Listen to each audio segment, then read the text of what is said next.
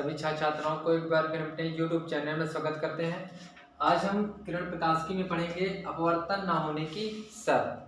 ठीक है, किस कंडीशन में अपवर्तन नहीं होता है उसके बारे में हम पढ़ेंगे।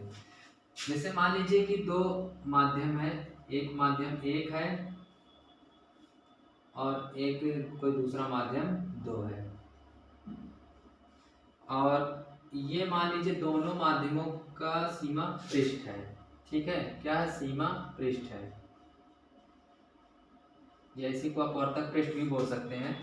ठीक, अब मान लीजिए कि इस सीमा पृष्ठ पर कोई प्रकाश की किरण लंबवत आपतित होती है।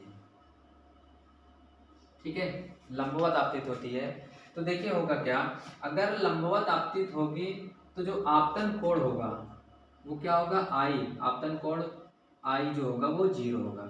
क्यों? क्योंकि जो आपतन कोण होता है वो अभिलंब और आपतित किरण के बीच का कोण होता है, ये वाला। अब भैया अभिलंब की ही दिशा में ये आपतित किरण आ रही है तो आपतन कोण क्या बनेगा? सिंपल सी बात है कि कोण जो हो जाएगा वो 0 होगा। ठीक, इतनी बात तो समझ में आ गई हो। अब जब आई 0 हो गया, यहाँ पे हम लिख के दे रहे हैं आई, कोण आई क्या हो गया? 0 हो गया। समझो, तो स्नेल भैया ने क्या बताया है? स्नेल के नियम से, स्नेल के नियम से, तो स्नेल का नियम होता है साइन आई बटे साइन आर बराबर 1/2 होता है। ठीक है, तो आई का मान अगर 0 रख देंगे, साइन आई 0 हो जाएगा बटे साइन आर 1/2। तो यहाँ से हमें क्या मिल जाएगा? साइन आई, साइन 0 का मान 0 होता है तो साइन आर में किसके बराबर मिल जाएगा? 0 बराबर मिल जाएगा। या आर भी हमें किसके बराबर मिल जाएगा? 0 के बराबर मिल जाएगा। इसका मतलब है कि ये अभिलंब की ही दिशा में अपवर्तित किरण भी चली जाएगी, तो इसका अपवर्तन कहाँ हुआ? ठीक है, तो इस कंडीशन में प्रकाश का अपवर्तन नहीं होता है। कब? जब कोई प्रकाश की किरण, ध्यान सुनिएगा, जब कोई प्रकाश की किरण दो माध्यमों के सीमा पृष्ठ पर लंबवत आपतित होती है तो उसका अपवर्तन नहीं होता है। बात समझ में आ गई? लिखना चाहते तो आप लिख लीजिएगा। ठीक, अच्छा, इसको आप लोग नोट करना चाहते नोट कर लीजिए, बाकी इसको हम रब कर रहे हैं। दूसरी कंडीशन क्या है? जब अपवर्तन नहीं होगा। ठीक है, इसको रब कर रहे हैं।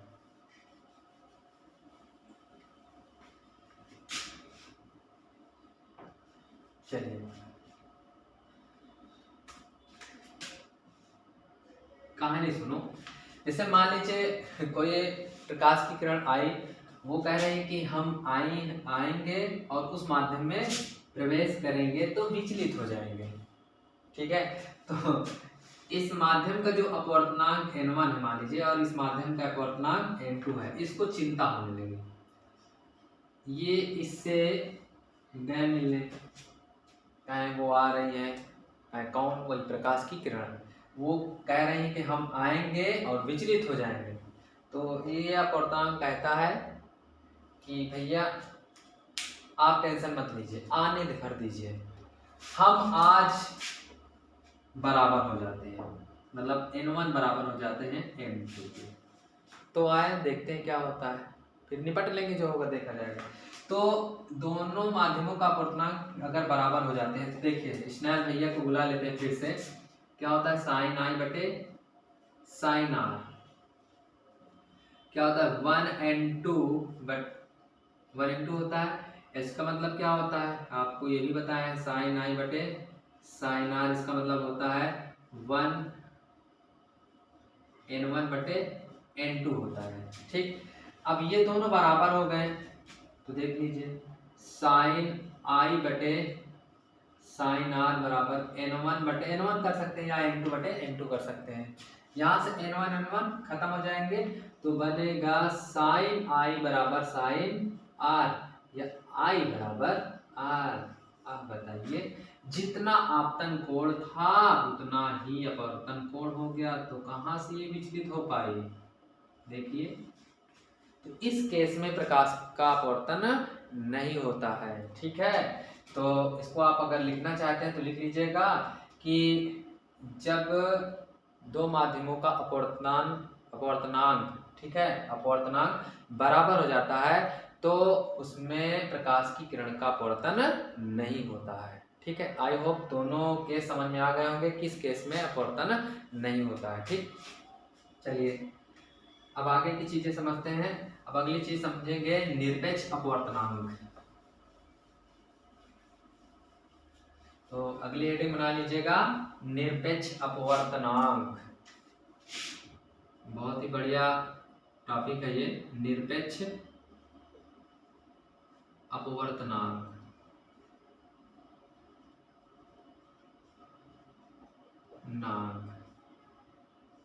आइए इसको भी समझते हैं। देखिए जैसे ये मान लीजिए कोई माध्यम है, ठीक है, और ये निर्वात है। ठीक, ये एक माध्यम है और ये निर्वात है। मान लीजिए माध्यम में कुछ भी हो सकता है, जल हो सकता है, कांच हो सकता है, हीरा हो सकता है, कोई भी माध्यम हो सकता है, और निर्वात तो समझते ही हैं। ठीक है, तो अगर हम इस माध्यम का निर्वात के सापेक्ष अपवर्तनांक ज्ञात करें, ठीक है, तो इस अपवर्तनांक को हम कहते हैं निरपेक्ष अपवर्तनांक। क्या कहते हैं? निरपेक्ष अपवर्तनांक। ठीक है, जैसे मान लीजिए यहाँ से कोई प्रकाश की किरण आई, अब ये अपवर्तित हो गई तो इसका अपवर्तन हुआ ना, तो इसका अपवर्तनांक क्या कहलाएगा? निरपेक्ष अपवर्तनांक कहलाएगा। फिर सुनिएगा, जब किसी माध्यम का निर्वात के सापेक्ष अपवर्तनांक ज्ञात करते हैं तो उस अपवर्तनांक को निरपेक्ष अपवर्तनांक कहते हैं। इससे केवल n से प्रदर्शित करते हैं। देखिए अपवर्तनांक में हम 1 and 2 जोड़ देते थे ना, तो इसमें केवल n से प्रदर्शित करेंगे। किससे? n से। ठीक है, अब आप जानते हो 1 and 2 बराबर nV1 बटे V2, यानी पहले माध्यम में प्रकाश की चाल बटे दूसरे माध्यम में प्रकाश की चाल। अगर निर्वात में प्रकाश की चाल को हम c से लिखते हैं, अगर हम इस माध्यम में प्रकाश की चाल को हम v लिख दें, तो यहाँ से सूत्र क्या बन जाएगा? इसकी जगह हम n लिख देंगे और इसकी जगह c और इसके जगह v हो जाएगा। ठीक है, बात समझ में आ गई ना? c क्या है? निर्वात में प्रकाश की चाल है, ये फिक्स होता है, ध्यान रखिएगा, ये होता है 3 × 10⁸ मीटर प्रति सेकेंड। ओके, और ये v जो है इस माध्यम की चाल होगी, इस माध्यम में प्रकाश की चाल होगी, माध्यम की चाल नहीं होगी, इस माध्यम में प्रकाश की चाल होगी। ठीक है, अच्छा इसमें एक और चीज समझ लीजिएगा, आप लोग विद्युत चुंबकीय तरंगे वाले चैप्टर में पढ़े होंगे। ठीक, माध्यम में जो ये आपकी आवृत्ति होती है, आप प्रकाश की आवृत्ति और तरंग दैर्घ्य और प्रकाश की चाल में एक संबंध होता है। ठीक है, n बराबर c/λ। अच्छा यहाँ पे n अपवर्तनांक भी होता है, n ये आवृत्ति है। ठीक है, तो इसको हम आवृत्ति को f ले लेते हैं, तो ये दो सभी में इन तीनों में संबंध होता है f बराबर c/λ।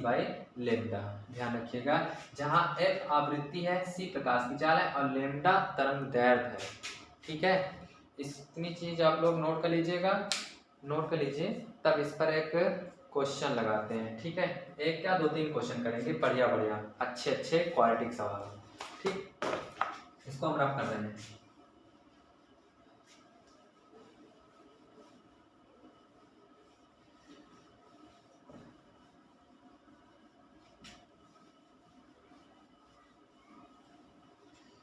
देखिए पहला क्वेश्चन ये है, यदि हीरे का अपवर्तनांक, यदि हीरे का अपवर्तनांक 12/5 है, 12/5 है, तो हीरे में प्रकाश की चाल ज्ञात कीजिए। तो हीरे में प्रकाश की चाल ज्ञात कीजिए। ठीक है, ये सवाल है।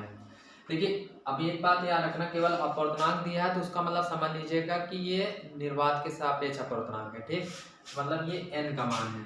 ठीक है। n बराबर है 12/5। अब हमें निकालना है हीरे में प्रकाश की चाल। ठीक है, मतलब v निकालना, माध्यम में निकालना है ना। अभी आप पढ़े हो, क्या पढ़े हैं कि n बराबर c/v, ये आप लोग पढ़े हो। ठीक, तो v हमें चाहिए तो v बराबर क्या हो जाएगा, c/n हो जाएगा। अच्छा, यहाँ पे समझिए v बराबर, अच्छा c प्रकाश की चाल भी बताया ना, निर्वात में कितनी होती है, 3 × 10⁸ बटे n अपवर्तनांक है 12/5। ठीक है। अच्छा, 1 मिनट, ये 12/5 है, हम कंफर्म कर लेते हैं। हाँ, 12/5 है। ठीक है, अब ये ऊपर पहुंच जाएगा तो v बराबर 5×15/12 × 10⁸।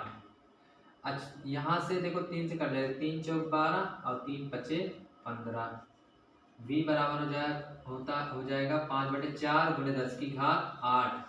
ठीक, तो v बराबर जैसे कि 4 से भाग करेंगे 1.25 × 10⁸ मीटर प्रति सेकेंड। ठीक है, यानी जो हीरे में प्रकाश की चाल होती है वो 1.25 × 10⁸ मीटर प्रति सेकेंड होता है। आपको लिखा है भी है प्रकाश के गुण में। ठीक, तो इसको आप लोग नोट कर लीजिएगा। अब एक और सवाल इस पर देखते हैं।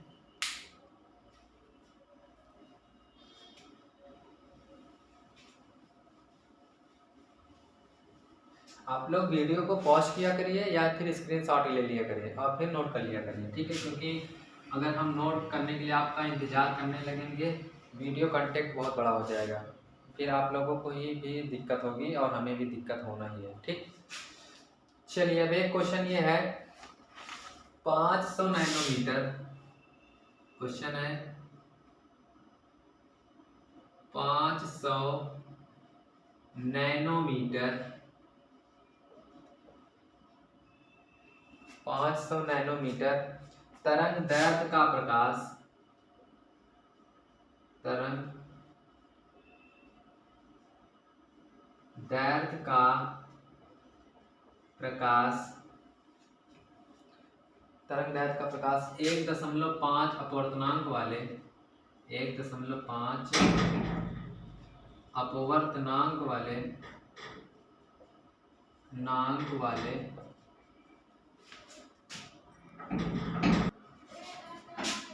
कांच की अपवर्तनांक वाले कांच की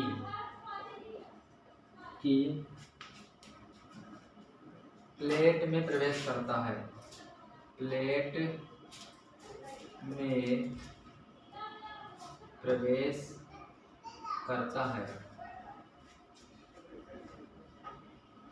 तो ज्ञात कीजिए, तो ज्ञात कीजिए नंबर 1 ज्ञात करना है, कांच में प्रकाश की चाल, कांच में प्रकाश की चाल। नंबर 2 ज्ञात करना है, कांच में प्रकाश की आवृत्ति, कांच में प्रकाश की आवृत्ति। और नंबर 3 ज्ञात करना है, कांच में प्रकाश का तरंग दैर्ध्य, कांच में प्रकाश का तरंग दैर्ध्य, कांच में प्रकाश, ये 3 चीज आपको ज्ञात करना है। ठीक है, तो आइए एक एक पर विचार करते हैं। ठीक है, 500 नैनोमीटर तरंग दैर्ध्य का प्रकाश दिया है, तो ये तो प्रकाश का तरंग दैर्ध्य है ना, तो लैम्डा भी दिया है, लैम्डा बराबर 500 नैनोमीटर है। तो नैनोमीटर को मीटर में बदलने के लिए क्या करते हैं, 10⁻⁻9 से गुणा करा देते, तो ये मीटर में चेंज हो जाता है। ठीक, अब अपवर्तनांक दिया मतलब n दिया है, अच्छा यहाँ पे हाँ ये नहीं देते हैं, n दिया है 1.5। ठीक है, अब कांच की प्लेट में प्रवेश करता है, जैसे ये कोई कांच की प्लेट है, इसका अपवर्तनांक है 1.5, इसमें कोई प्रकाश प्रवेश करता है, ठीक है। तो इस कांच के अंदर प्रकाश की चाल निकालना है, प्रकाश की आवृत्ति निकालना है, प्रकाश का तरंगदैर्ध्य निकालना है। तो आइए पहले प्रकाश की चाल निकाल लेते हैं। अब देखिए आप अभी अभी फार्मूला पढ़े हो, n बराबर c बाई v। अब v क्या है? v जो ये कांच में प्रकाश की चाल हो जाएगी, मतलब माध्यम में हो तो है, तो यहाँ से v निकालेंगे तो v बराबर जाएगा c बाई n। यहाँ मान रख देते हैं, v बराबर c की वैल्यू होती है आप जानते हैं, मतलब निर्वात में प्रकाश की चाल 3 × 10⁸ और n अपवर्तनांक कितना दिया है? 1.5। 1.5 देखिए, दशमलव काटेंगे इसमें 0 हो जाएगा, 15 कम 15 दूना 30, तो ये 2 × 10⁸ मीटर प्रति सेकेंड। ये आ गई है कांच में प्रकाश की चाल, ठीक है, कांच में प्रकाश की चाल। अब हम प्रकाश की आवृत्ति निकाल लेते हैं। आप जानते हो आवृत्ति के लिए F बराबर c बाई लेमडा, F बराबर c यहाँ पे क्या है? प्रकाश की चाल है, प्रकाश की चाल। अच्छा एक बात बता दें हम आपको, जो आवृत्ति होगी, देखिए जब किसी भी प्रकाश का अपवर्तन होता है तो सब कुछ चेंज हो जाता है, चाल चेंज हो जाए और गुण चेंज हो जाते हैं, पर दो चीज़ें नहीं बदलती हैं, एक रंग नहीं बदलता है और एक आवृत्ति नहीं बदलती है प्रकाश के अंदर। अरे जैसे अपने आप को ले लीजिए, आप अभी अपने आप देश में अगर क्या दूसरे देश में चले जाएंगे, ठीक है, तो क्या आपका वो रंग बदल जाएगा? नहीं बदलेगा ना, थोड़ा बहुत तो अंतर आएगा ही, ठीक है। और जैसे आपके अंदर गुण है चोर वाली, उचक्के वाली, लफंगाई वाली, ठीक है, तो वहाँ जाने पर ये जो आपका ये चोर उचक्के के गुण है ये वहाँ बदल नहीं जाएगा, ठीक है ना। तो इसी प्रकार प्रकाश के साथ होता है, ना तो उसका रंग चेंज होता है और ना तो उसकी आवृत्ति चेंज हो जाती है, ठीक है। जो निर्वात में आवृत्ति होगी वही कांच में भी आवृत्ति होगी, आवृत्ति सेम रहेगी, यह ध्यान रखना, ठीक है। तो ये जो आवृत्ति हम निकाल रहे हैं ये तो निर्वात की आवृत्ति है और यही आवृत्ति कांच की हो जाएगी, ठीक। इसी 3 × 10⁸ और तरंग दैर्ध्य दिया है 5। अच्छा इसको हम लिख सकते हैं 5 × 10⁻⁷, क्योंकि ये दो जीरो इसके दो पावर को कम कर देंगे, तो 5 × 10⁻⁷ हो जाएगा, ठीक है। अब इस 10⁻⁷ ऊपर ले जाएंगे प्लस में हो जाएगा, तो मिलेगा 3/5 × 10⁸ 8 × 10⁷। अच्छा 5 से जब भाग देंगे 3 में, ठीक है, 5 से जब भाग देंगे इसमें 3 में, ठीक, तो 0.6 आ जाएगा, ठीक है। कितना आ जाएगा? 0.6 × 10⁸ 15, या इसी को आप लिख सकते हैं 6 × 10⁻14, ठीक है, मीटर। वो सॉरी मीटर नहीं होता, हर्ट्ज होता है इसका मात्रक। कितना होता है? क्या होता है? हर्ट्ज होता है, ठीक। तो ये जो प्रकाश की आवृत्ति है यही कांच में हो जाएगी, ठीक। तो ये वाला और ये वाला तो आ गया। अब बच्चा कांच में प्रकाश की तरंग दैर्ध्य लेमडा निकालना है, तो फार्मूला तो भाई वही लगना है, ठीक। F बराबर c बाई लेमडा, तो लेमडा बराबर क्या हो जाएगा? c/f, तो लेमडा बराबर हो जाएगा c। अच्छा इसको लेमडा डैश मान लीजिए क्योंकि ऊपर लेमडा दिया है, ये निर्वात का है, ठीक। तो c कितना है? अब यहाँ पे c ध्यान दीजिएगा, हम कांच के अंदर वाली चाल लेंगे, ये तो निर्वात है, तो कांच के अंदर वाली चाल को हम v लिखे हैं, तो v का मान अभी अभी आप लोग निकाल चुके हो, कितना है? 2 × 10⁸, और आवृत्ति ये है 0.6, या यही रख लो 3/5 वाली, 3/5 × 10⁻, कितना? 8 7 15, है ना। अब ये ऊपर जाएगा तो 2 पंचे 10/3 × 10⁻15। अब जब आप 3 से भाग करोगे इसमें तो कितनी बार? 3 बार, 3 3 3.33 × 10⁻15 हर्ट्ज, वो हर्ट्ज नहीं सॉरी मीटर, फिर बोल रहे हैं मात्रा, ठीक। तो ये तीनों पार्ट हो गया है। तो इसको आप लोग नोट कर लीजिएगा, हम साइड हो गए हैं। तो इसको आप लोग नोट कर लिए हो तो हम नोट कर रहे हैं। और अब आप लोग अगली हेडिंग डालिएगा क्रांतिक कोण। ठीक है, क्या? क्रांतिक कोण। 2 टॉपिक आप लोगों को और पढ़ाना है इस वीडियो में, फिर आगे टॉपिक हम अगले वीडियो में पढ़ाएंगे। ठीक है, तो अगली हेडिंग बात डाल लीजिएगा क्रांतिक कोण। क्रांतिक कोण। ठीक है, चलिए समझते हैं ये क्या होता है। जैसे मान लीजिए ये 2 माध्यम है, एक भैया ये है सघन माध्यम, मान के चलिए ये ऊपर वाला सघन माध्यम है,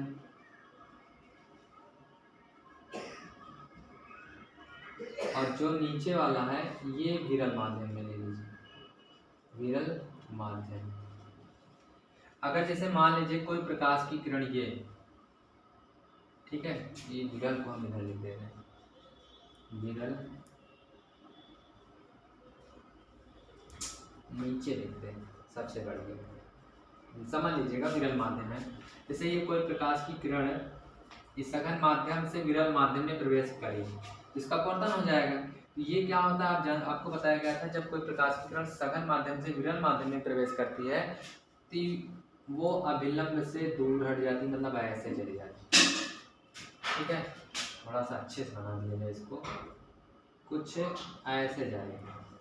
ठीक, अगर हम सपोज करें इसको यहाँ के बजाय यहाँ से ले जाएं ये, तो ये थोड़ा सा और ऐसे चली जाएगी, और अगर इतने के बजाय इतना और झुका दें तो ये यहाँ से न जाकर ये यहाँ से चली जाएगी, सीमा वृत्त से चली जाएगी। ठीक है, तो ये जो विरल माध्यम में ये आपतन कोण बना ये वाला, ठीक है, इसी कोण को हम क्या कहते हैं, क्रांतिक कोण कहते हैं। बात समझ में आ गई ना? ठीक है, ये वाला जो कोण है, जितने कोण पर इधर ये वाला आपतन कोण 90 अंश बन गया, 90 अंश हो गया ना ये वाला। ठीक है, तो इसी को हम क्या कहते हैं, क्रांतिक कोण कहते हैं। ठीक है, मतलब आप इसको ऐसे कह सकते हो, किसी अपवर्तन की घटना में सघन माध्यम में बना हुआ, वो सघन माध्यम है ना, किसी अपवर्तन की घटना में सघन माध्यम में बना हुआ आपतन कोण जिसके लिए अपवर्तन कोण 90 अंश हो जाता है, उसे ही हम क्या कहते हैं, क्रांतिक कोण कहते हैं। ठीक है, तो डिफिनीशन लिखना चाहते हैं तो लिख लीजिएगा, हम फिर से बोले दे रहे हैं, किसी भी अपवर्तन की घटना में सघन माध्यम में बना हुआ कोण, सघन माध्यम में बना वह कोण जिसके लिए अपवर्तन कोण 90 अंश हो जाता है, जिसके लिए अपवर्तन कोण 90 अंश हो जाता है, उसी कोण को हम क्रांतिक कोण कहते हैं, क्रांति फैलाने वाला कोण। ठीक है, इसको हम सी से डिनोट करते हैं, किससे डिनोट करते हैं, सी से। ये क्या होता है, सी होता है। आई बात समझ में? ठीक, ये आपका इस चित्र को बना लीजिएगा, सघन माध्यम होता है, सघन, और ये विरल। और गुरुजी अब देखिए, इसके लिए हम एक सूत्र निकालेंगे। आप जानते हैं स्नेल का नियम, बहुत फेमस हो चुके हैं स्नेल के नियम से आप जानते हैं कि 1 and 2 बराबर साइन आई बटे साइन आर होता है। ठीक है, तो 1 and 2, अब यहाँ देखिए आपतन कोण तो सी हो जाएगा, साइन सी, और अपवर्तन कोण क्या हो गई, ये देखो 90 डिग्री, क्या हो गया, 90 डिग्री, तो ये हो जाएगा साइन 90। ठीक है, साइन 90। अब यहाँ पे 1 and 2, इसको हम ये लिखते हैं, या अभी लिखे हैं तो 1 and 2 साइन सी, अब साइन 90 का मान 1 हो जाएगा। अब इसको हम पलट दें तो 2n1, तो 1 अपान क्या हो जाएगा, साइन सी हो जाएगा। अब इसको हम क्या कहते हैं, उसका वर्तमान कहेंगे माध्यम का। ठीक है, तो 1n बराबर 1 अपान साइन सी हो जाएगा। ठीक है, ये क्रांतिक कोण के लिए क्या होता है, सूत्र होता है। ठीक है, तो इसको आप लोग नोट कर लीजिए, अब इस पर एक क्वेश्चन लगाएंगे। ठीक, चलिए सवाल हो जाए।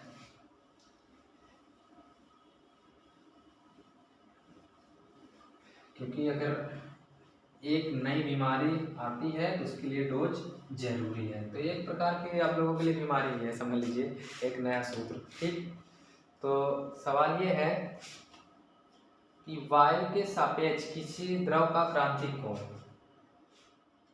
वायु के सापेक्ष किसी द्रव का क्रांतिक कोण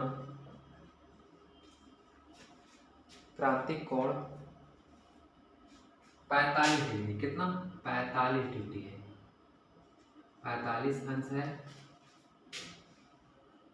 तो वायु के सापेक्ष उस द्रव का अपर्तनांक ज्ञात कीजिए। तो वायु के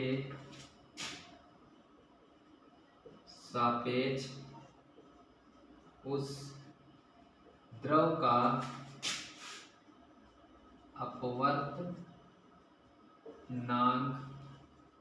ज्ञात कीजिए। ठीक है, चलिए देखते हैं। यहाँ पे क्रांतिक कोण दिया, मतलब C दिया, C बराबर 45 डिग्री, और अपवर्तनांक हमें निकालना, मतलब n। अभी अभी आप लोग फार्मूला पढ़े हैं, n बराबर 1/sin C। ठीक, जहाँ पे C क्या है, आप क्रांतिक कोण ही होता है ना, क्रिटिकल एंगल जिसको बोलते हैं। n तो हमें निकालना है भैया 1/sin C। C की वैल्यू कितनी है, 45 डिग्री ना, तो n बराबर हो जाएगा 1/sin 45, शायद 1/√2 होता है, आजकल 1/√2 ही चलता है ना, ऊपर ही जाएंगे तो n बराबर हो जाएगा √2। अच्छा, √2 का मान आप लोग सदियों से पढ़ते चले आ रहे हैं। ठीक, कितना होता है, 1.414, हम ही बोले जा रहे हैं, आप लोग सदियों से पढ़े आ रहे हैं और भी पहले से पढ़े आ रहे हैं, फिर बोल रहे हैं 1.414 होता है। ठीक है, तो ये उस द्रव का क्या होगा, अपवर्तनांक होगा। ठीक, कोई अगर डाउट हो रहा हो तो आप नीचे कमेंट में आप लोग टिप्पणी करिए, कमेंट करिएगा, हम उस पर फिर से चर्चा करेंगे। ठीक, चलिए अब अगला टॉपिक क्या है, कि पहले हेडिंग डालिएगा, फिर अगला टॉपिक नेक्स्ट वीडियोस पढ़ाएंगे। ठीक, ताकि आप लोगों को भी छोटे छोटे वीडियो, छोटे छोटे कंटेंट मिलते रहें, तो आप लोगों को भी मन लगा रहे। ठीक, चलिए अगले हेडिंग डाल लीजिएगा, पूर्ण आंतरिक परावर्तन।